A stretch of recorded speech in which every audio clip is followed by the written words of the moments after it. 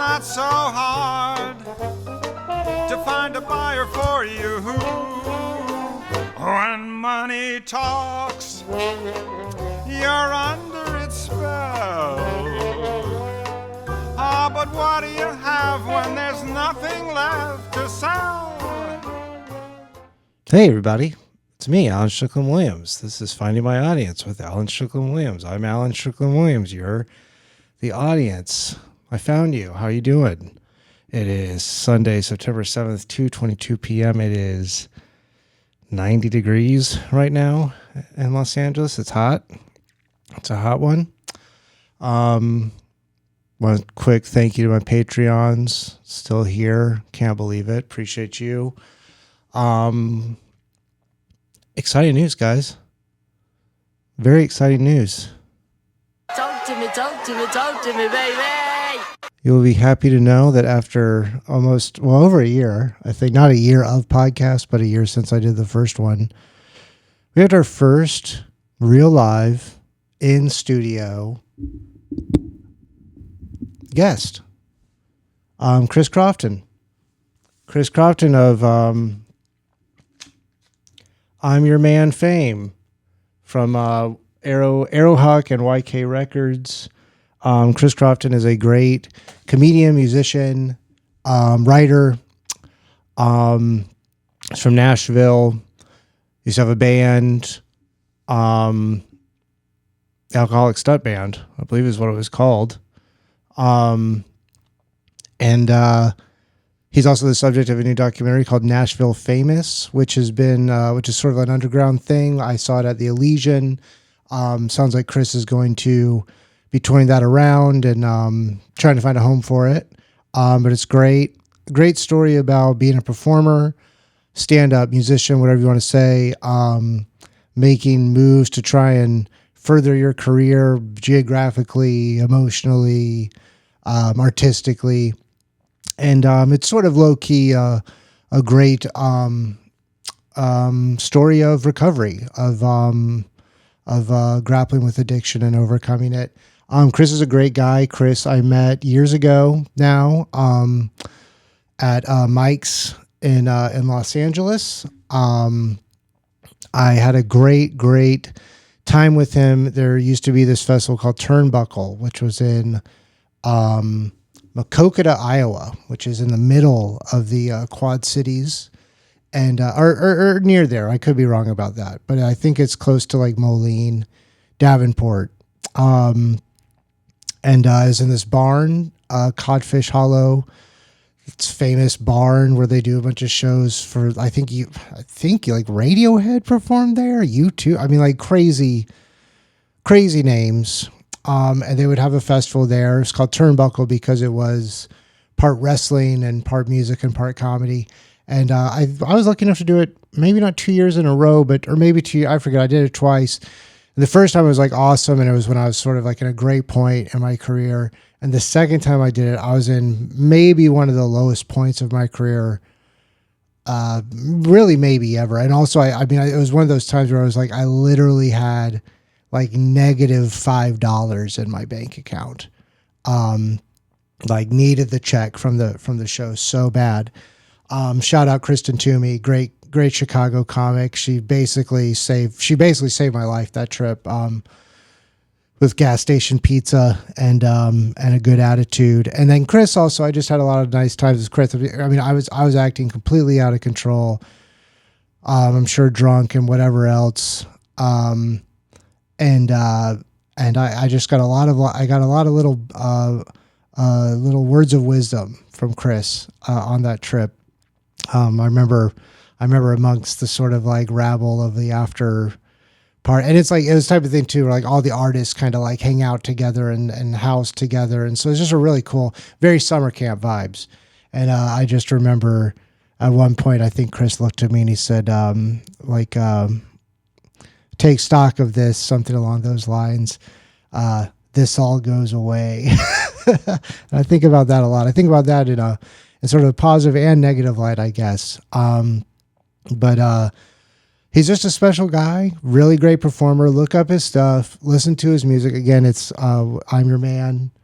There's another one too. Oh, I have it upstairs. Dang it. Hello, It's Me, I believe is his other album. Get it on vinyl. Hey, buy my album on vinyl while you're at it. Why not? Ran through about Strickland Williams. But I'm trying to think if there's any other housekeeping I want to do. I apologize. Thank you guys for being patient. I was on kind of a nice little roll and then kind of got thrown off. My job is just kicking my whole ass right now. How long have we been doing this? 5 minutes. Okay, it's probably okay. But ass is probably okay. It's been kicking my whole ass. It's been a whole negative vibe. Not negative, but it's just busy. I'm living that accidentally became important at work meme, and which is good. I know times are rough right now, but it is really kicking my whole ass. 3-day weekend last weekend. I think that's when I recorded this, what you're about to see rather. And God, I remember by the time Sunday noon rolled around, I was like, I'm done. I can't do anything else this weekend. And I looked at my week ahead and it looks like I don't have much coming up, which is very, very welcome. Let me just check my calendar real quick. Did anything happen of note? I saw Supergrass this weekend. It was the 30th anniversary of I Should Coco, that album. And if you say, oh, I don't know this band, you probably do know them. They weren't in it, but that their song "All Right" was on the Clueless soundtrack. They're like, we are young, we run free, like that. Really, really upbeat, poppy song. Great show, and they had just an easy way about them. I meant to research them a little bit more before today because it's interesting. Like they're like a British part of that sort of British invasion that happened in the 90s. And I think out of all those bands, they're one of the least tumultuous. I mean, it's just in the fact that their catalog's so deep, they kind of just kept putting out albums. They had a little bit of a break in there, but then they came back. I mean, I remember I obviously remember them from the Clueless soundtrack, and then they had I wonder if it's their biggest hit, "Pumping on Your Stereo." Had a crazy music video. I remember that would play on M2 all the time before junior high school. So that was sort of it was funny too, because during the concert, they get to that. I think, did they play that on the encore or maybe the very last song near the end, to the point where I took Megan Keister, a friend of the pod.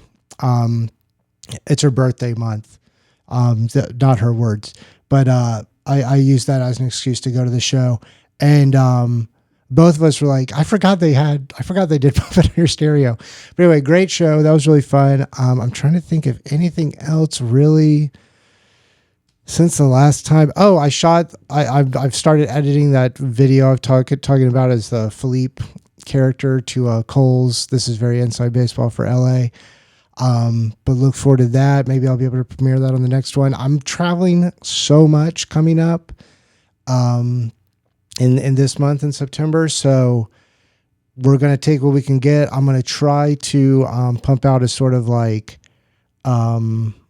evergreen episode later today to have at least something in the chamber. But yeah, I think that's basically everything that we could talk about. Oh, I had a show. I did a show, that right on the street, the Lyric Hyperion. It was a anti-ICE charity fundraiser raising money. And it's just funny whenever you do a show like that and it's ill-attended because you're like, oh, I guess ICE won, but I had some new jokes that worked, and that's kind of all you can really hope for when you're me. That's really all there is for a guy like me. He's one of the worst students we've got. But it was great. I dragged my ass to some open mics to prep for it, and God, it really is just getting harder and harder, and it's just getting to the point where it's like, to get the things done that I need to and want to get done, I really have to make myself go to sleep. Really can't socialize too much. But hey, like I said, I went to that show. And oh God, I mean, we were both it was at the Palladium, which is great. And we were kind of standing away. And also, I don't think it sold out. So it was kind of like I was there for Jack White. I think the last time I was there was for Jack White. And it was butts to nuts. It was pretty awful. Great show, but just, a lot of time I don't. I'm kind of over the point of just being like slammed up against people. But we had a great time. I had a great time. I've had a good weekend. I'm doing this right now. I've got some chores I need to do. I got to get my oil changed. Anything else that I could drop for you guys? I think that's about it. Thank you guys for listening as always. But yeah. I wanted to say this about Chris. So I had that barn show. And this will kind of set the stage, and then we'll go. You'll get to hear from the man himself. But we were at this show, and he was doing his sort of comedy and music. And I just remember him on stage at this barn, just strumming and just saying like, "I do not understand the internet," just kind of very loudly. And he has this bit, and I'm going to butcher the bit. But it basically involves him signing a banana and giving it to an audience member. And he did this at this show, and it was like this, blonde Midwest farmer's daughter, Iowa, just like, all American. And she's like, what the fuck is going on? And everyone was kind of like, what is this? And of course me and like, maybe it was Kyle Kinane, me, we're in the back, we're just like dying laughing. And like he kind of has to force her to take this signed banana, right? And then it's like a festival, so it's like there's different stages, and it's all on this farmland. It's so beautiful. I mean, it really felt like you're in the old like a screensaver or whatever, a desktop.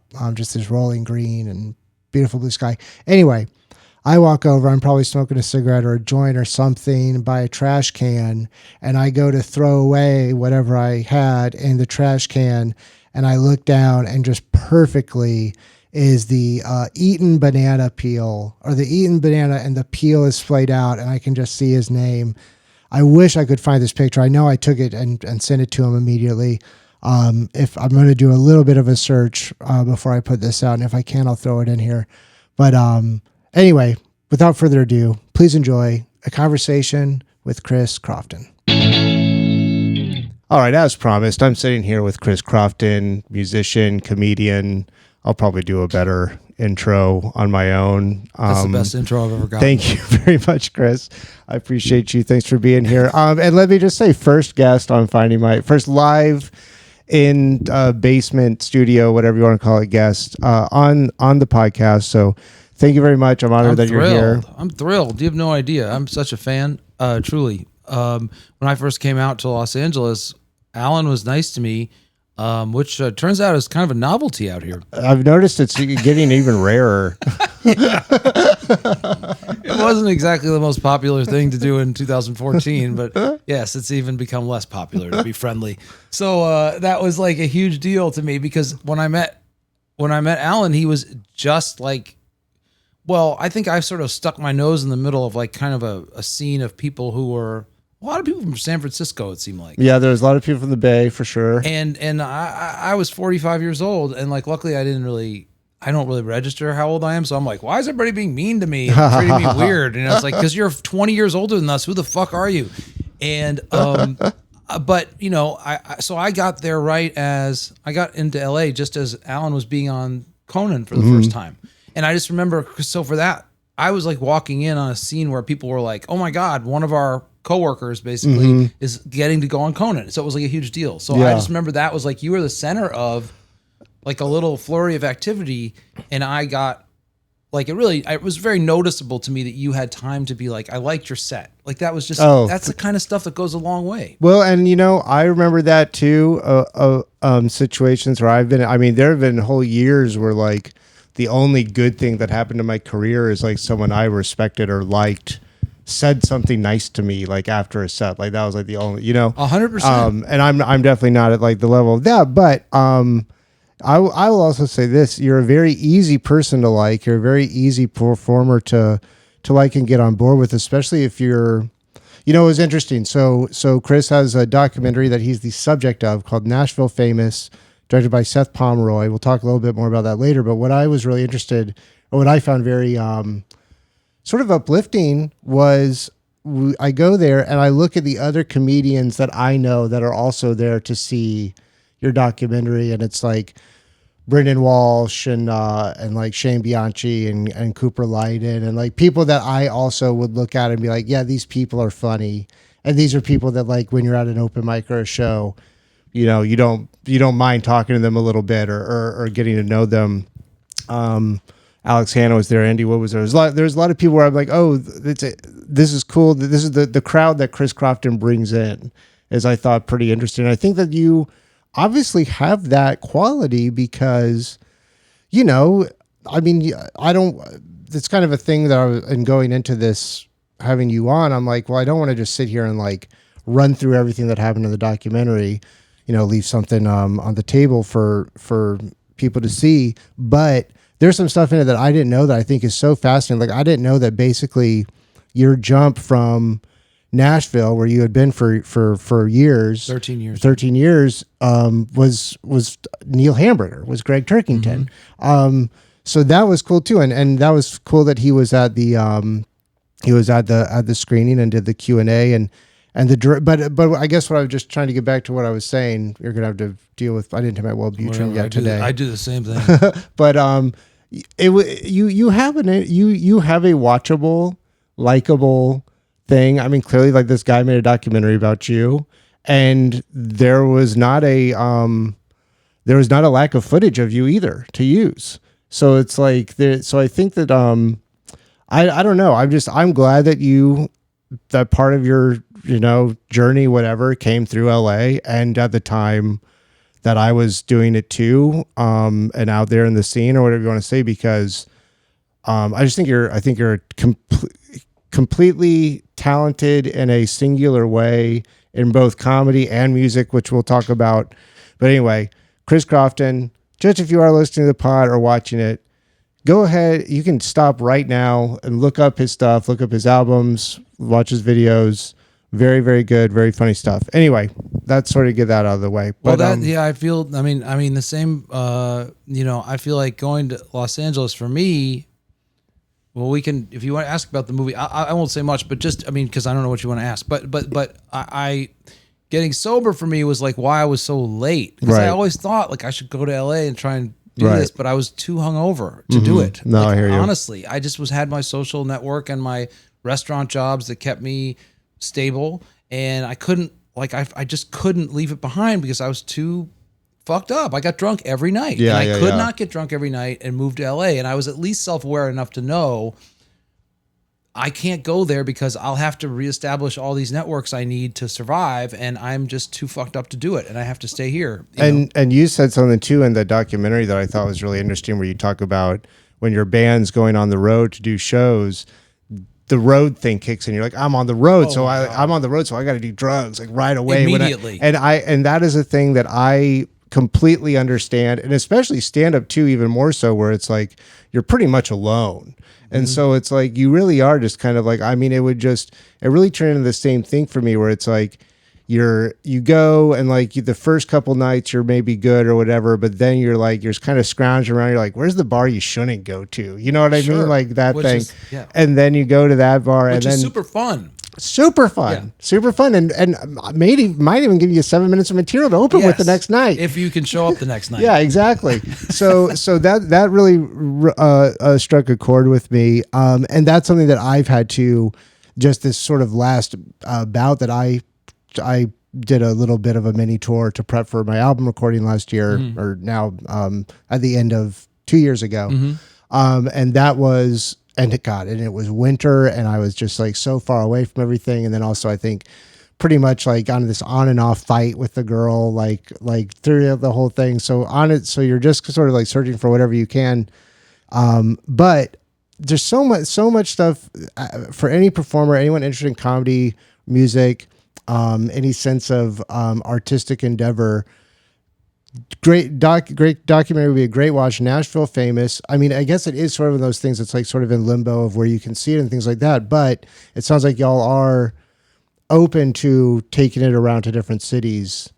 It's going to go to other cities, whether it's going to be going in the trunk of my car, or which it probably will do both. Like it's 71 minutes, which I mean, it's pretty epic, even though it's only 71 minutes still is a night, right? So like you can always throw some stand up or a song or two on that, but not quite. You can't do like it's not like you can say like, oh, come see my documentary, Right. and then we'll have an intermission, and then I'll do another hour. Right. It's going to Right. be like a 20. But I'm open to doing that. But I also think the thing about coming to LA, which even though it was like for me, like, you know, I thought late, you know, to come, it's still worth it because people out here are, I mean, just showing it the other night, like you show it in Nashville, people are just like, oh my God, I remember that. And it's so fun. And yeah, Chris, you're great and stuff. And, you know, you know, but there's nobody who says like, I know a distribution company. Right. Like they don't say anything. Right, They just right. say like, have a nice night. See Right. you later. Next time you have a documentary about you in 50 years or whatever. Yeah. So like in LA, and which is super, I don't discount that. All this is lucky and wonderful. Sure. And every time someone tells me I'm great, it's a very big compliment. And also it's like takes a village for this shit, which is also something I didn't know as a kid. Totally. know, You this is think not- you think everyone just kind of did it on their own Yeah. with like a bag over their shoulder. No, there's been support all along the way. And so like when I show it in Nashville and people say, you know, you're great, it's because I don't know. It's like I just look at them and say, yeah, you're part of this too. You Yeah. guys showed up for my shows and gave me confidence. But like in LA, we have had some nice, you know, Good. because of the predators out here who see a buck for Sure. themselves. Yeah, sure. Which is what you actually want. Yeah. It turns out. It's like, you don't want that. When you're punk rock, you're like, oh, I don't want any money. And then that becomes a problem. Yeah, well, you're kind of like, maybe it can be one of those little fish that hangs out on the side of the shark. Yeah. So like we got some nice, like, I think we're going to probably, the movie got a great reception, and I think we'll just have some opportunities to show Great. it some more, and then it'll stream somehow. If it's Great. not, you know, it's going to be around, and it's called Chris Crofton, Nashville Famous, and it's a hell of a movie, and it took 10 years to make, and I think Seth got a lot of shit for how long it took, and I certainly was part of the people giving him shit because I needed that movie to make me look good. Of course. Of course. I mean, God, I remember when I went through this crazy shooting thing, and like I remember while it was happening, I was like, oh man, but I can't die before I do this thing because then people will think I'm not okay, and I'm like, you'll be dead. Who cares? But anyway, Yeah, no, oh my God, that's so relatable. Oh my God. Yeah, that was like when I was like, thought I was having a heart attack in New York City from doing cocaine, and like, was like, this is different, but I had tickets to see my favorite band, and I was Sure. like, I can't die. Yeah. I can't die. I have Yeah. to see but that is a little different. But yeah, like you don't, anyway. Well, but speaking of that, I was impressed, and it was also just nice to see so many people I knew were in the documentary doing little talking head spots about you, and then people in bands, and I knew you were connected to different musicians, but you know, seeing like what was it, the guitarist from Dinosaur Jr. was in Oh there. no, Dwayne or Dennison from Jesus Lizard. Jesus Lizard. Sorry, I always get the reptiles mixed up. But Yeah. yeah, just cool, man. Just very so as you know, finding my audience to the listeners, we're always on the cutting edge of stuff. So when you see this pop up in your local alt weekly, which doesn't exist anymore, or totally. or online, or maybe you see me posting about it, you'll remember, and you should go see it. And then I didn't look this up, but do you just have a website where you have stuff like this going on, or Yeah, there's a website, chriscrofton.com, and then that has all There you go. the stuff. And then there's Seth has made an Instagram account called I think Chris Crofton Doc. Okay. Which is like you can see all the stuff that's happening for the doc at Chris Crofton Doc. And the doc is like, just back quickly because I got lost a little bit, which is my specialty. The documentary, it just turns out like that Seth, he was like, it takes a long time to make a documentary. Everybody's like, yeah, but not 10 years. You know, but it does kind of take, because that movie, I saw incarnations all along the way. Sure. And it just, when I saw the final version, it It blew me all away. clicked, I mean, yeah. I was like, oh my God, he cracked the code, because before it was kind of like, I mean, he originally did it. He was just going to make like Chris Crofton, world's best unknown stand-up. And it was just going to be like a concert film. But then he was like, you're a stand-up, because he was used to seeing my stand-up in context of like the town I was in, where like, you know, everything seemed to make sense. All the jokes seemed to land, you know? Right. And then he went through the footage and he was like, your jokes, like, sometimes you don't end them at all. You know, and like they just trail off. You know, I was like, yeah, I know. And he was like, well, how am I supposed to edit this into the world's greatest unknown comedian? I was like, I don't know, but I was excited to see you do it, because then I was going to use that to get gigs, and I wouldn't Sure. have to improve. Sure, that would be nice. A little like 70-minute calling card. I'll tell you quick. Go Silver for it, Lake go for it. Lounge. Silver Lake Lounge. Open mic at Silver Lake Lounge, run by Megan Kester, Claire O'Kane. Megan Keister, Claire Keister, O'Kane, yeah, Allison Stevenson would probably be in there. I have some people in my life who say Kester, so that's why. Yeah. But Megan Keister. Well, she famously they pronounce it wrong. I Okay, think. so But anyway. then like Allison Stevenson and Claire O'Kane or something like that. And I just remember like, you know, Allison used to be one of my roommates. oh, by the okay, way. I Yeah, love yeah. Allison, Yeah. and she was one of the people who's super Those nice. are her curtains. Oh, hell yeah. Well, hello, Allison Stevenson. I miss you. And she was like, you know, kind to me. But I remember being at that mic and like kind of realizing, oh God, like no one knows who I am, Right. you know, at all, you know, like, I mean, which I was ready for sort of in theory, but then I was Right. like, oh my God, like, so, and these Well, and people really knew who you were in Nashville yes. too. So I was like, oh yeah. So I was like, and these people are 25 years old too. So even if they do know who I am, they're still like, what? why are you hanging around here? But I will say is like that I felt that's why it was so easy to like you and be nice to you and stuff, because I felt like knowing you gave the jokes context, where it's like knowing you a little bit, even though we got to know each other better over time, Yeah. even just knowing you a little bit and seeing who you are off stage, not on the mic, I'm like, oh, I see where the joke was going anyway, even if you did. That's why you happen in Nashville. People are like, this guy's the greatest comedian ever. I was like, you know, I get why you probably think so, but that's because you hear the punchlines off stage. Right. So yeah, so like Claire, I just remember telling Claire at one moment of desperation, you know, like just did some, like, because I always treated open mics like they were a show, so I would do new material every time. and they would say bomb. Megan always did that too. Yeah, I was bomb like reflected that. every Yeah, show, yeah, you know. Yeah. And so I get off stage after some failed rant about something, and I just was like, you know, Claire, there's a documentary coming out about me. You know what I mean? Like, and it's coming out really soon. So then you'll see what the whole, you know, why I'm here and everything. You know, like whatever. I was like desperate, you know. And she's like, oh, cool, you know. And then 8 years later, I'm moving out of LA, and I was like, well, she just thinks I made that shit up. You know, she just moved back to town too. But Oh, she did? Yeah, From she New did. York. From New York. Yeah. But anyway, enough sort of local base inside baseball stuff. But okay, I've got a couple questions. So starting off with the doc stuff. Well, we kind of talked about how the doc came to be. Seth knew you and you had all this footage, or your brother was gathering the footage. Yeah. Seth saw me when he was like 22, 21 years old. So he thought I was awesome because I was in my 30s. And like part of the doc for him was just like, seriously, like this guy rules and I'm going to make a doc about him. And it's going to be about how he's the funniest guy in the world. And then he really did go up against like, God, your stand-up is really hard to cut up and do a special kind of That's thing. also just a funny thing too, to be like, this is my favorite comedian. This is hard. This stuff's hard to work Yeah, with. I mean, honestly, he really did. He said, well, I don't know what I'm going to do. I can't make it like a concert performance because it's all over the place. And you also did a whole show about anal sex, and you never even usually talk about anal sex because we did a farewell show. That's how it started. It started because I was leaving Nashville, and everybody knew me because I just had a band there that was really popular. So, and then I did stand up there, and everybody knew me from there because it's a small scene. And so it was a big deal when I left, and they're like, Chris is sober. What? You know, and he's going to LA. It's happening. Right. And so Seth just got like, was like, okay, I'm going to shoot your farewell performance. And that's going to be the movie. It's just going to be a movie about the greatest stand-up ever that no one knows about. And then but he forgot that I improvise every set. So like that set, I had 3 things written down on a piece of paper. Beef jerky. He knows what the things are. We talked in the Q&A. funny, It's yeah. like there's 3 things. was really and anal funny. sex was one of the things that was written there. And I ended up It doing was like the entire draft was the other thing. I think, did an which is hour so and funny. 15 minutes on anal sex. And so after it was over, Seth was like, well, that's all unusable. Like, that's not going to show you the world's greatest. It was unknown- gold. Yeah, that's just, you're not the world's greatest unknown comedian right now. Like, what happened?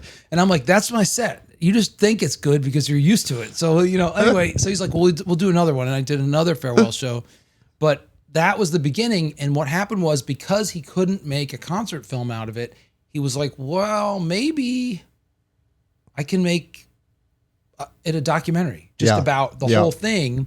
And what's kind of awesome is Seth also grew up in a chaotic home where he had a lot of the same issues that I had, which were resentments, you know, feeling like you deserve things. Yep. So why isn't this thing coming when I need it? And I think Seth's like going through my story, and Seth's really perceptive as far as psychology. Like that's like his gift. Like, I mean, in addition to filmmaking and other stuff, but he's like really understands what makes people tick in a way that I'm pretty good at it, but he's really good at it. So during it, he was like, oh, I see where Chris is coming from. Like now that I know about his mom and dad and about like seeing all this footage from even back in New York City when I had a band there, like he's like, this is kind of like my story. And then it becomes like, oh, wait, this is kind of like a lot of artist stories. Yeah. Like and so that's what I think Seth said, that he ended up getting sort of therapy through, so the whole thing ended up being this journey. I mean, it sounds corny because everybody wants a journey out of everything and everybody wants recovery. That's like the dominant way to sell stuff now, but it's really true that he like sort of like found the narrative because he also kind of like grew up. It's 10 years, he was like, he's 40 now. He's like 30. So that's a big change. So he just went through a lot of the same things that, and so he ended up making this deep movie about, who is this comic that I think is the best comic in the world, but I can't cut his jokes into a fucking, and it ended up being something more. Well, hearing the response to, a couple people raise their hands and either ask questions or basically commented just on the recovery aspect to it. And then I even heard, Andy Wood was there. He was saying someone he knew was really moved by it too. And I'm not sober by any means, but we've had a lot of talks about this kind of stuff. And there've been moments where, even when I was on your podcast, we talked about this stuff, but just that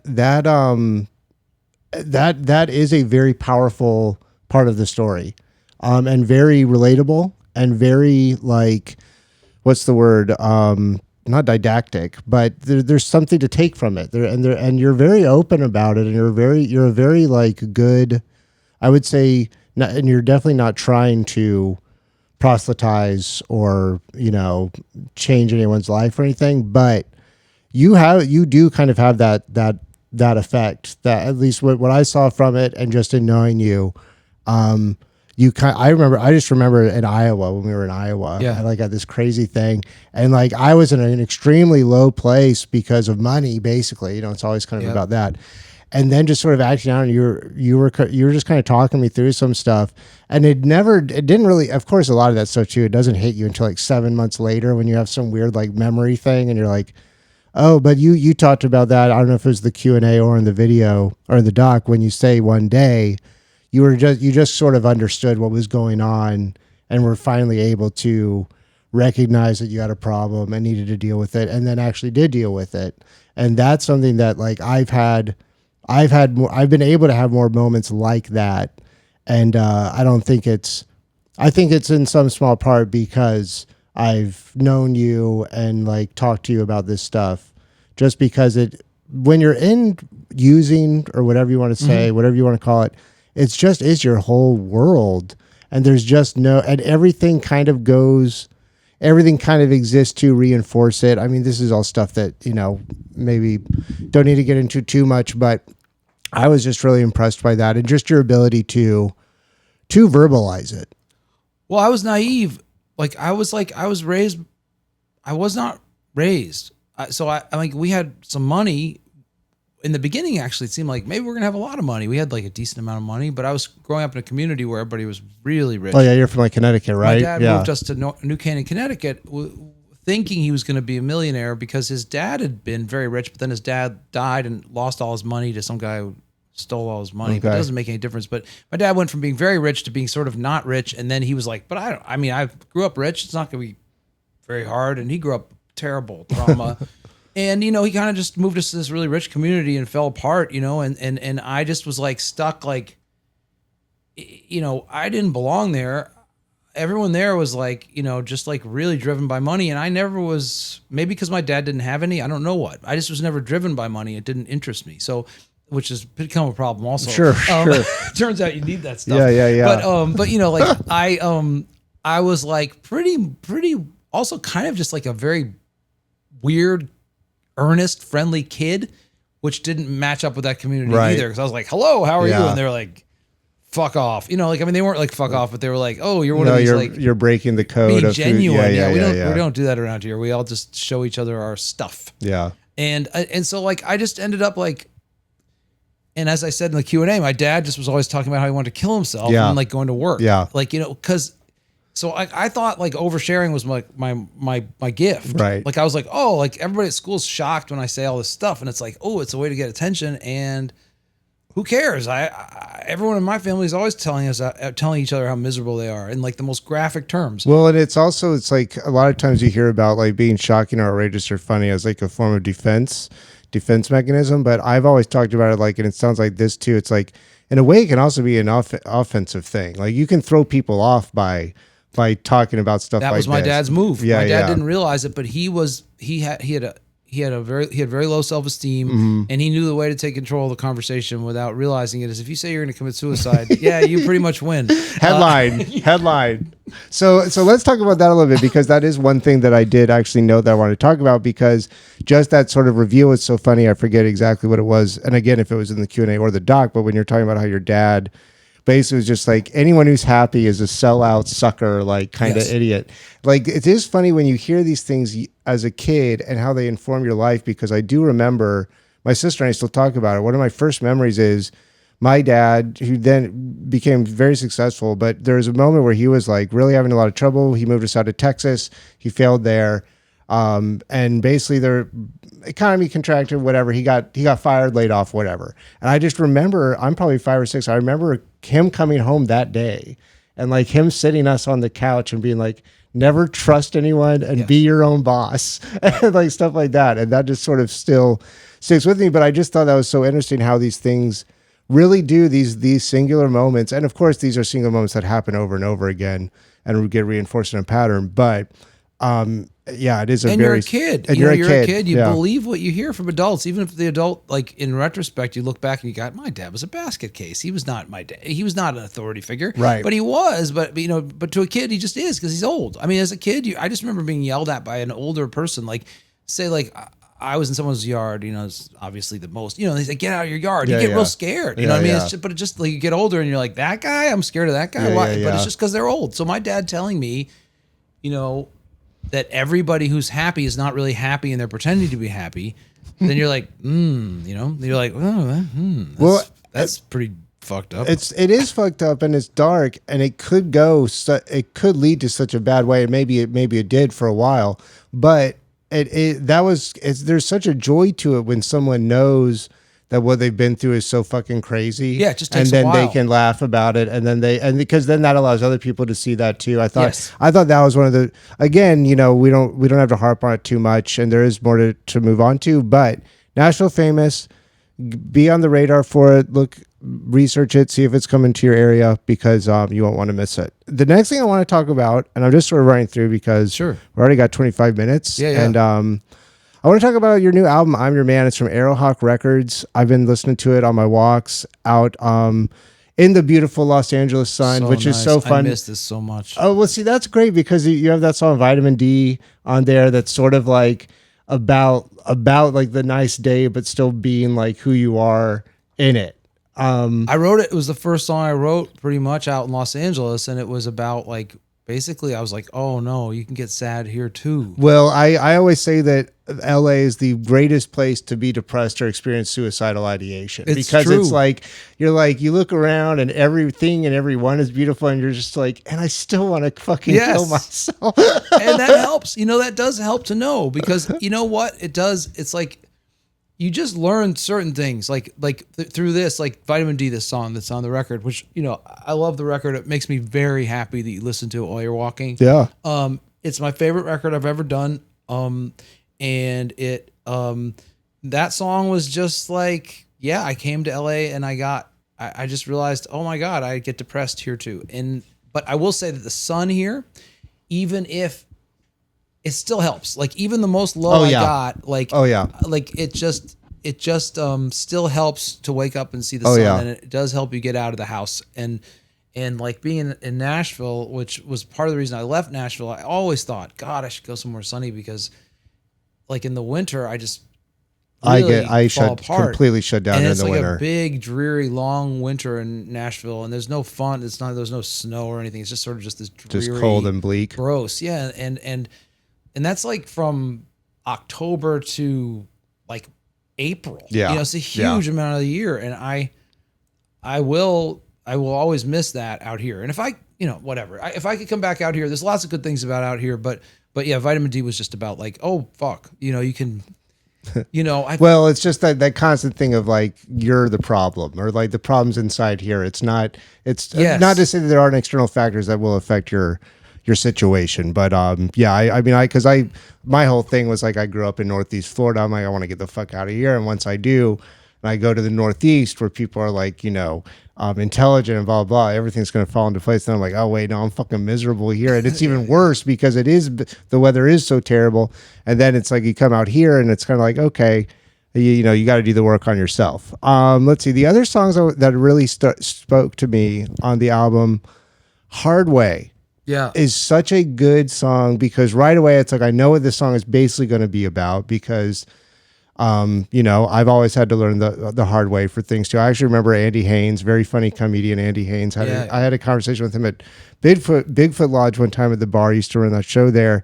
And one time he just said like, so heavy, just, I learned everything the hard way. And I'm like, that's what that song's kind of about. But what I also really liked about it, you're such a good writer, Chris. Like your lyrics are so good and so pretty. And there's like parts where it's like, I'm hearing the simplicity and kind of like the garage, like, of the Replacements. Yeah, sure. And then also there's just like a very cutting like line that could be just out of a Zevon album or something like that. But fans of both of them. Oh, I mean, French Inhaler is one of my favorite songs of all time. French Inhaler. So many times, me and James Fritz have gotten drunk out of our mind and sung it to each other. That song makes you want to relapse. For sure. It's such a beautiful song. It's just a pretty song, and it's also like, I've been everyone in that song. I've been the guy. I've been the ladies singing about. I've been the monsters at the bar. But what I want to talk about, the thing that I really love about Hard Way is like, you're doing all these little turns of phrases in ways that like you haven't quite heard before, which is great. That's something like Berman always did that, where it's like, oh no, I guess no one really has said the thing about like seconds into minutes into hours and about. But anyway, like with Hard Way, what I loved about it, you're doing all these, taking these simple sayings and turning them around again, and then you have this perfect opportunity to rhyme and end on you.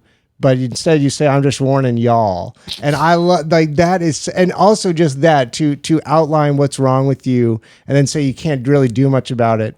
I'm just warning y'all. Like that to me, that's one of those things that when you're listening to it, like I'm literally like laughing kind of as I'm walking around. Great song. That took forever. That's the thing is like, this is something like none of this. I'm not a natural. Like at music. Mm-hmm. I'm a natural at being funny.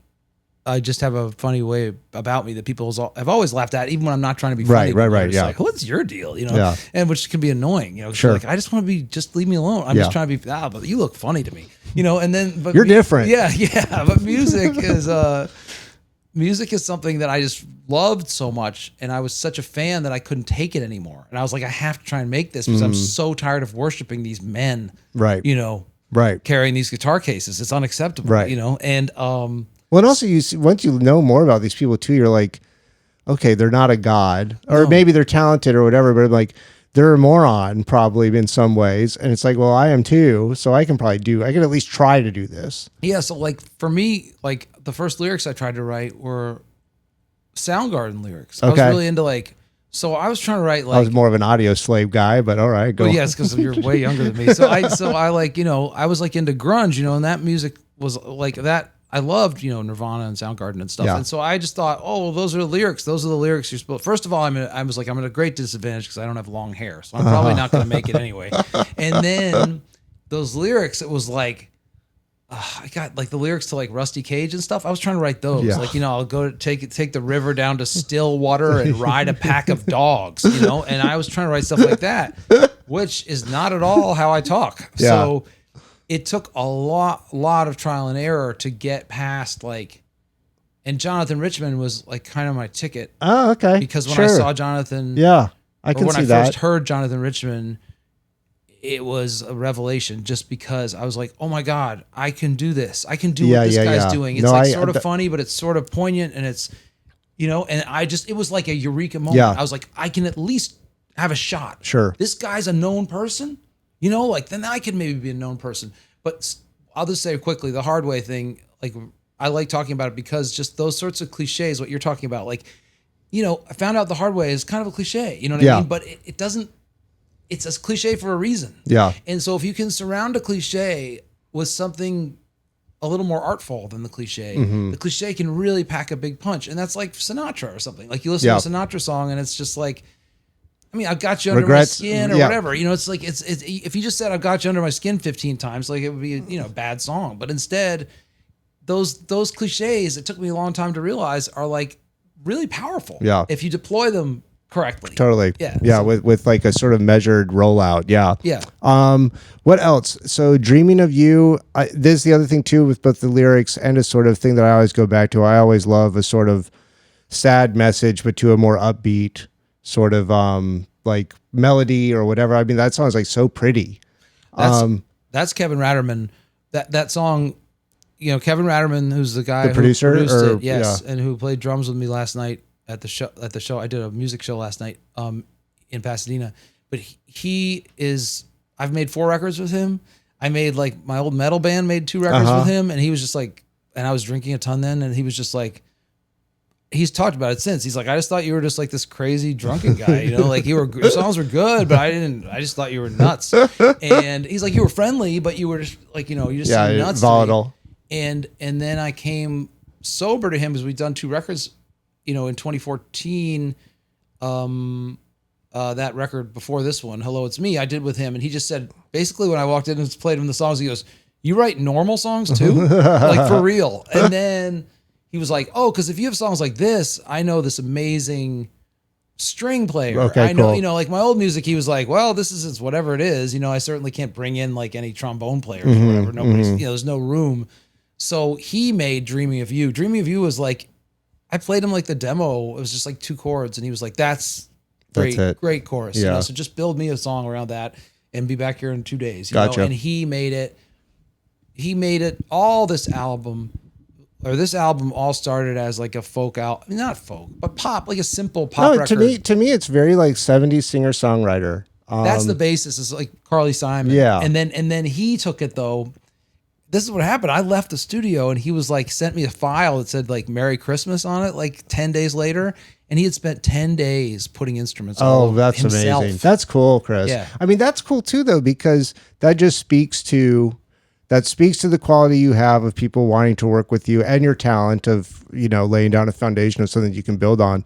I mean, that comes across in the song. It's a great song. That was one that really kind of I keep replaying. I love it. It's a hit. You know, if there was a hit. It's a hit. Yeah. It's like, it is a hit. God damn. It's like so catchy. And I just like it because it's also a revelation to me because I don't, since I feel like I'm just like always flying by the seat of my pants, I'm like, I wrote that. Yeah, that's pretty fun. That's pretty funny. That's funny. The other song that I really, really dug was Side Effects because it starts off, I've been medicated for about 25 years or half my life. I forget what the exact life is. I made my age a little young. I said Sure, I've been taking medicine since I was 25 years old. That's almost half my life. In reality, I'm 56. That's showbiz, baby. Totally. But it kind of starts, you know, like, where is this going?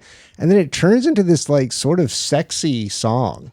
But it's about like, is this side effect? To me, it sounds like it has a little bit of like this sort of like, or maybe sex is not the right word, maybe sleazy or something, but like this kind of like groove to it, to the point where I'm like, people that can't dance could dance to this song like a little bit. I thought that was one of my favorites, if not my favorite. All these songs started as acoustic songs that were in my phone, you know, and I just like, I did not expect, I mean, I knew, I did make this a rock song. I knew it was going to be a rock song. Yeah. Like I wrote the chords and I was like, this is going to be sort of upbeat, but it ended up being more upbeat or like more rock than I expected.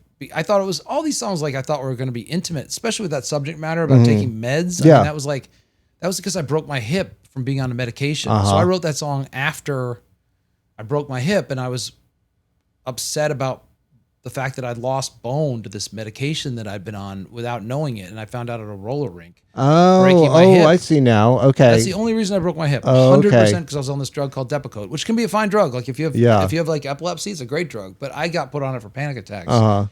And anyway, so I wrote that song like with intention, but it was another one also like where it was like I was gonna write it. I have this habit of not having bridges, and Kevin's always like, "Do you have a bridge for this song?" And he's like, it's a good one. And I was like, "Yeah," and I have this idea for it, and he was like, "Yeah, that's good. Do that. Why do you keep leaving?" Because all my songs is like, "Was no bridge again?" And I was like, "Well, I had this idea for a bridge." He's like, there has to be a bridge. Moron. Well, I'm glad you did come to that bridge, because that song is like, that's one that I really just get a sort of little walk around groove to. And then I just love Never Enough, again, just a sign of your sort of your lyrics, your writing, where you sort of go into the put on my thinking cap, put on my thinking gown, grab my thinking diploma from the University of Feeling Down. I mean, that is just like great work, Chris. Like Thank you. Like I said, guys, you can get this now. I think it maybe doesn't come out yet. No, it's out. Oh, it is out. It's out. So you get it. It's online too. You can Chris go listen to it Crofton, for free. I'm Your Man, Arrowhawk. Yeah, stream it, but then buy it on vinyl. And YK and Arrowhawk together. Oh, put it okay, out. sorry. And YK has done a great. YK actually is this guy from Nashville named Michael Eads who puts out lots of bands, and he's like a social media guy for his job, or like some kind of software guy, and he's great at like posting. I've never had so much help. Good. In terms of just like You need it. just seeing a post. Everyone does, yeah. I mean, it's like that I didn't do. That's like not crazy looking, or you don't have to call him up and be like, "Take that down." Like, what's the matter with you? You know. Like, so anyway, shout out to Michael Eads. So how much time do you have? You said you have something at 5? I got plenty of time. Oh, you got plenty of time. No, Okay. I don't have anything until like midnight. We can do 7 hours if you need to. Great. Well, let's go into. I've got some questions that we can kind of see if what we want to do from this. And these are kind of all over the place. Oh, I love it.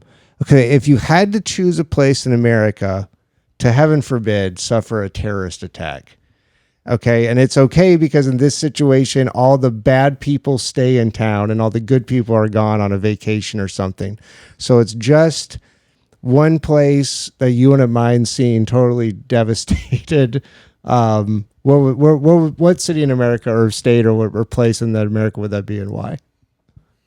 I guess I would say wherever Peter Thiel lives. There you go. Yeah, great answer. San Jose. San Jose, California. Yeah, with make sure everybody home. Yeah, there you go. Yeah. Yeah. I mean, and you know, all the kids and people are nicer out of town, but yeah, that you know, if we could go back to he just the other day, he's like doing this thing where he wants to talk about the Antichrist, and he's saying that Greta Thunberg is like more likely. I'm like, someone really that is, or and you know, whatever. Maybe this will be on Patreon or something, but.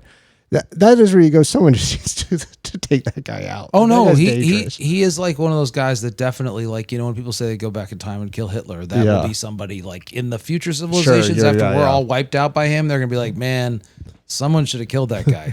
I mean, he's explicitly said out loud that he thinks that it's fine with him if all of humanity dies. So his project to put his personality into a robot can work.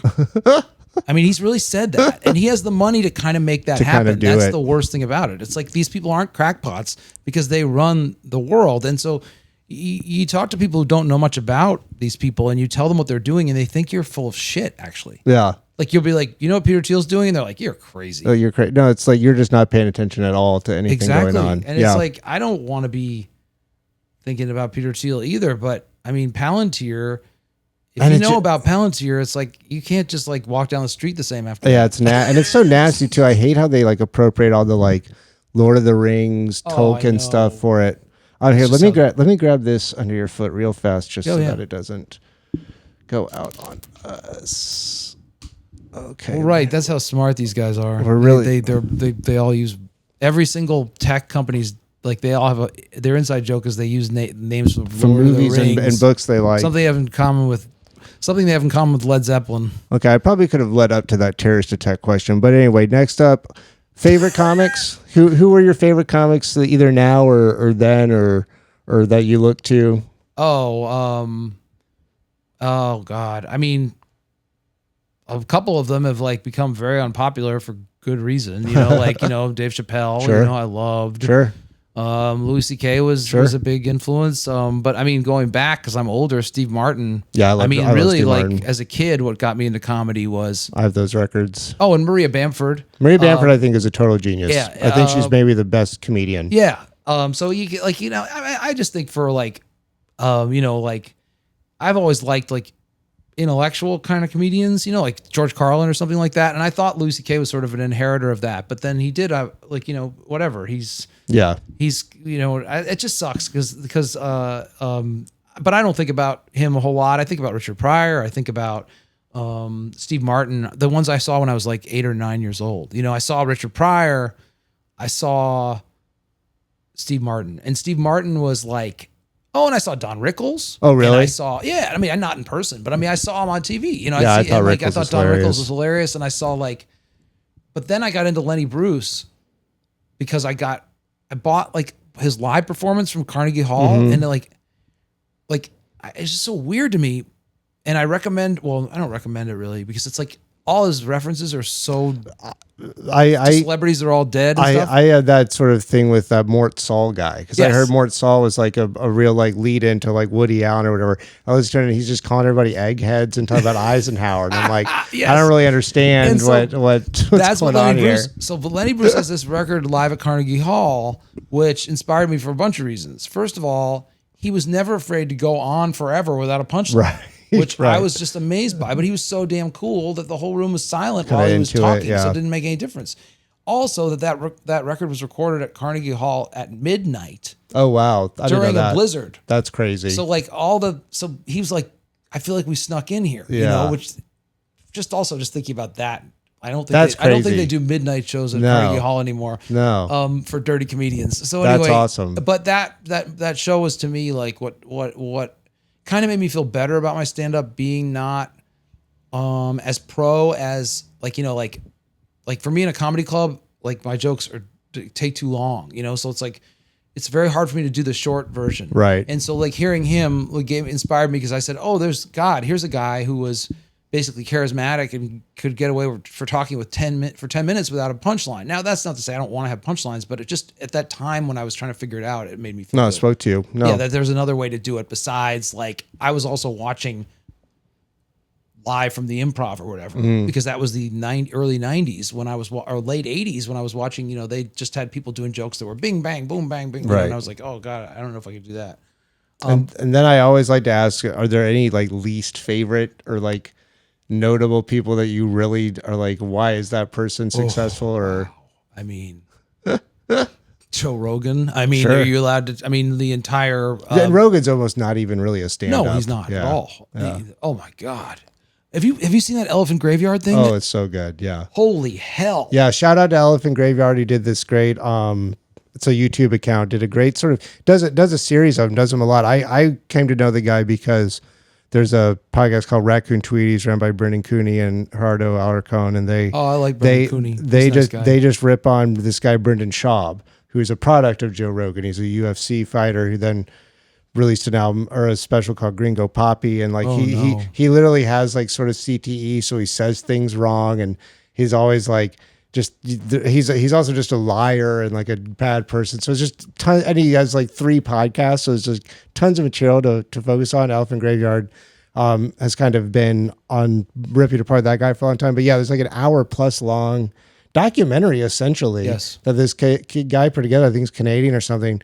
Basically just sort of tracking Joe Rogan's like rise, influence, and how it got us where we are today with comedy and everything. And yeah, definitely a good watch. It's a cult of like it's basically proving that the whatever that club is that Joe Rogan started in Austin is like a cult, a cult compound, and it's, you know, I never exactly thought, I knew it was something bad, but I never really thought about it as he does a really good job of proving it's a cult, and that it's run by Joe Rogan, and that people are afraid to say anything that makes Joe Rogan mad, and that Joe Rogan, even if maybe Joe Rogan at one time was less insane, has gone completely crazy, right? Which these people do. They go mad with power and they don't even realize it, and they start to violate all the things they say. Right. Oh, I want this to be a free speech zone, and then he does an anecdote about where Tim Dillon's talking about he brought some guy in to this comedy mothership, and the guy was bombing, and Joe Rogan was like, "Get him out of my club." Oh, Like, really? and it was like his friend, you know. It was like,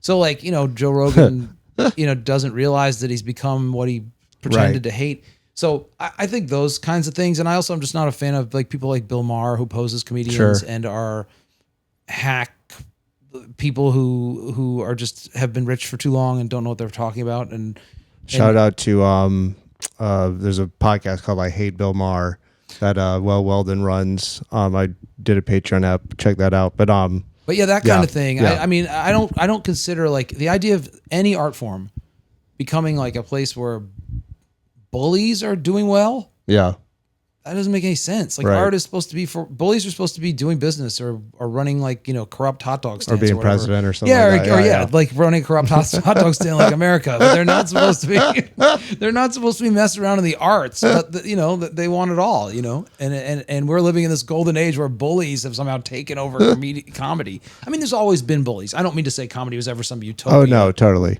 And also I mean, even doing stand up is kind of a bullying tactic just in general of like, I have the microphone, you have to sit here and listen to me. Like in a way it's sort of, or there's like an authoritarian bent Yeah, to and it or as the something. world has become more narcissistic, the audience has finally had enough. Now they want to be in the They want to act. be part That's of it. the I act. know. I remember when I first started going out again after the pandemic or during the pandemic, I guess.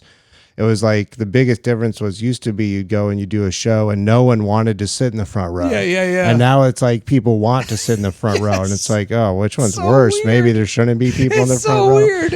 And like I love crowd work. Crowd Yeah. work in the right, but I mean to make it the whole industry is strange. And I had a meeting with I recently had this meeting that was like I think it would be like a dream meeting for some comedians because someone saw the movie. Mm-hmm. Yeah. And they said, we want to maybe work with you. And I was like, holy crap, like that's awesome. So when do we shoot the special or whatever? They're like, whoa. Yeah. We're going to need you to, almost everyone we work with has 1 million social media followers spread across all the platforms. So Yeah, like, don't sure. get scared. Oh, yeah, that's it's okay. like 200,000 on the platform. I was like, okay. Like, you know, I'm like, well, I don't, that sounds, and then they're like, and then the main thing, chop up everything you've ever done, shoot huge amounts of content, And just clip everything. chop it up, put words on Yeah, it, yeah. you know, and it's like that part I do understand is part of the business now, but it still makes me mad. Yeah, that's something I've sort of just sort of gotten the hang of and coming around to. It's kind of necessary. I mean, even the people I most admire end up, I mean, they probably have someone I else mean, do- Mark Maron. they Mark probably Maron have is someone doing else this do now. it, but- Jeselnik is doing it. But Like, I yeah. mean, I think it's like, I might look into it, but it was definitely not what I was hoping. I really Right. did say like Although you know, I will say too, though, is that like I can see a lot of your stuff being clipped out and doing well, and I can see your Advice King stuff doing well too. Like I that. think so too. I just think that you know what it is, and it really is like just like I want to just make more stuff. I know, yeah. You know, and I either that or after working for the last 7 months in this horrible job, Yeah.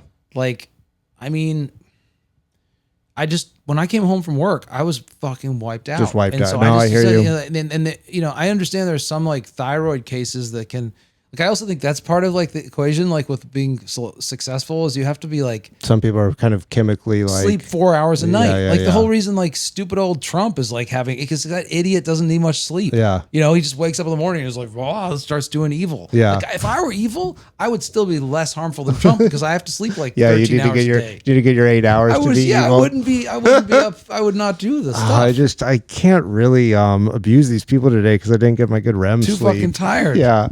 Oh, that's funny. Okay, so let's see so here's sort of some dumb questions. What in your ideal scenario, what's in your fridge?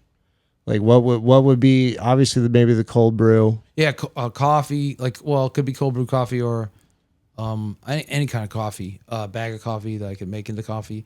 And maybe ice cream. I was gonna add, that's sort of connected to another. Did you get a sweet tooth when you stopped drinking? Yes, but I already had one. But too. you already had one. Okay. So it was like double. So like Because when I take I take more and more breaks now, and I never had a sweet tooth, but now it's like the moment when I am taking a step back from drinking, like 2 days in, I'm like, I just start like slamming ice cream. well, I'm not like I don't know anything about anything. So like except for like I grew up just like like my whatever. It's always about me growing up. I just not gonna say that, but I don't know that like alcohol has a lot of sugar in it. So that was like I didn't realize that when I drink like 8 whiskeys, and the reason I like whiskey so much is partly because it gets me wasted in the best possible way. And makes me feel like $1 million and like I'm never gonna die until the morning when I wake up in a bush with half a like piece of pizza in my fist. You know, but you know that also you're drinking a humongous amount of sugar. Yeah. So you drink 5 whiskeys a day, your body's gonna say, where's the huge amount of sugar you use? And I'm like, I never eat sugar, but it's that. So anyway, you do start. So I like ice cream, and I like like any like I eat like I'm a person of habit. I eat like these bags of salad from Trader Joe's, like those bags that have the dressing in and shit. And then I just dump like a can of salmon on top of it, and like I eat like a cat, like a vegetarian cat or something. And so that's all from my ex-girlfriend. Like I didn't know how to feed myself until I saw what she did, and that's what she made salads and put salmon on them. And so I've been doing that since I broke up. Me and her broke up in 2003, and I've been like doing that ever since. So as long as I have bags of salad, ice cream, and coffee, I'm pretty good. That's good. All right, I like that. And then let's see what else. Oh, I don't know if because I know you're growing up in Connecticut, but then I know you spent a lot of time in Nashville. This weekend is like the first official week of college football coming back. Being in Nashville, what does college football mean to you? I mean, look, can we cut the podcast here? Just because one of the things that I don't care about is sports really that much. Yeah. So like I'll watch like the World Series or something, and I'll watch like the Super Bowl, but I don't know like college football. Also, my dad was like, if he said happy, people were. My dad was like, gotcha. Anybody who gets out of bed, as far as my dad was like, oh, look at the big shot getting out of bed, So it was like the idea of playing sports was like not, he was just like. Well, my sort of question was coming from because I'm from the South. I grew up in it. My parents met at Florida State University. We would go to a bunch of home games. And so I'm like, I wonder what it would have been like to be like a performer, artist, creative type who lands in a city that, Rocky Top, all that shit is just so everywhere. And I guess Nashville's more, that's where Vanderbilt is, I guess. But I'm sure there's just a ton of Tennessee fans and all the SEC and all that stuff. So I was just I wonder if you had ever encountered any like tailgating situation or. I mean, I've been to those, I like going to football games, like the actual, especially when I drank, I like going to them a lot, like really fun. Drinking during the day, like a reason to drink during the day, it's good. So I like going to the games, but I think there's also enough disgruntled people in Nashville who grew up having that sports crammed down their throats that there was plenty of people who were. There's also the music scene. Yes, just like totally like there was like a happening like bar scene in Nashville, and that was like a lot of like artist type or rock and roll types who get in Bukowski and stuff will say sports or for like sports, fuck sports. I was never that extreme, but I don't have a connection to it. I just like I'll go to the I used to go to the games to get drunk, and I'll also like watch the big games. And I used to like watching tennis for some reason because I wanted to be good at tennis when I was a kid, because where I grew up in Richville, in Rich World, like everybody valued, tennis players were like above the law. Sure. Okay. So I was like, I want to be a lacrosse. I didn't want to be a lacrosse player. I just didn't like that sport. I don't like it. But that was like the other thing that made you above the law and where I grew up. Like if you were good at lacrosse, you could like commit crimes and they cover them for you. I'm sure they have. Okay, so let's see. There's the last part. And well, I guess let me check if you want to do this. I've written some jokes.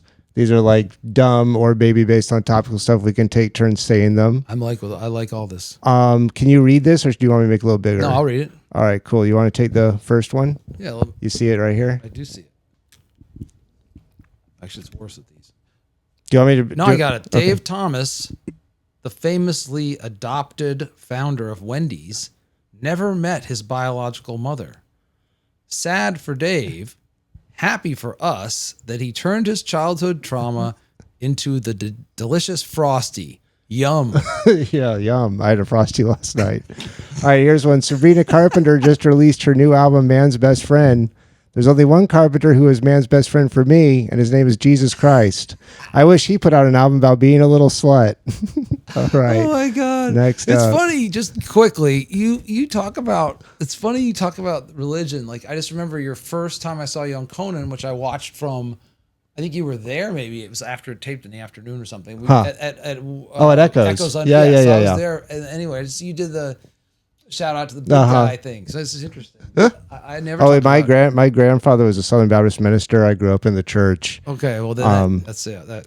But all right, here you go. Yeah, isn't it funny how we park in a driveway and drive on a parkway, and I'm parked in this drive-through crying about my ex-wife? There you go. This one. Next up, we got a boy. This is a funny bit. I've never done this on a podcast ever. Boy genius. What's next? Girl stupid. That's good. All right. I probably should have given you the shorter ones. People got to know who Boy Genius is, though.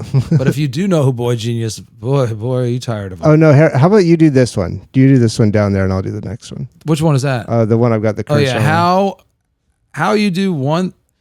Okay, sorry. Yeah, no, take a read. Yeah, it's okay. How you do one thing is how you do everything. Oh no, I just did one thing very, very badly. Here we go. Here's one topical. Cracker Barrel caught so much flack for attempting to remove the old man in the barrel from its logo that they abandoned the proposed changes. It's a shame. That old guy should be put in a home. He has dementia and keeps referring to the barrel as his dead wife, Rose. Oh my God. Okay, let's see. That's so fucking topical. Here, I'll do this one too. Or no, here, you do this one. You do this one right here. Ronald Reagan once said, "There's nothing better for the inside of a man than the outside of a horse." Man, I'm glad that guy is dead. All right, here we go. It's been 20 years since Hurricane Katrina devastated the city of New Orleans, causing $125 billion in damage, displacing 1.5 million people, and sadly resulting in 1,392 deaths. On the bright side, only 1 year to go until Hurricane Katrina can go down to Bourbon Street and get legally fucked up. Wow. People are going to be mad about that one. Let's see. Why don't you do this one right here? If you don't have anything nice to say, don't say anything at all. Well, where's the fun in that, you fucking idiot? All right, I like that one. The Trump administration fired and replaced the director of the Center for Disease Control with RFK Jr.'s Deputy Secretary, Jim O'Neill. O'Neill's first order of business, changing the name from the Center for Disease Control to the Center for D's Nuts. All right, those are the jokes. Chris Crofton, thank you so much for coming by. Appreciate you. Guys, look out for the documentary Nashville Famous. Look that up. Get the album, Chris Crofton, I'm Your Man. The other one, Hello, It's Me. Yeah, Hello, It's Me is the one before that. You can go. They're on his Bandcamp, and Yeah. Thanks them. so much, Alan. And follow whatever Alan's doing because it's always great. And I'm just happy to be here. It was really fun. Thanks for coming downstairs. Yeah. Bye, Chris. Bye, everybody. Bye-bye. Wasn't that great? First guest, not too bad, right? I feel so bad. I turned the AC off on him. We probably didn't need to, although I do have it off now. This is the end of the show. Let's see. How bad does that sound? Because if I'm gonna have guests, I want them to be comfortable. That's the thing. And I gotta figure out how to make it look nice. He kind of looks way smaller than me because the way that we kind of sat. He's not. But that being said, thank you for listening. I hope you enjoyed it. Check out Chris's stuff. Check out my stuff. I think it's just chriscrofton.com. Yeah, chriscrofton.com. You can buy the album there. And I think it'll also have information maybe about his shows. But yeah, check it out. Great album. Really cool, like singer-songwriter vibes.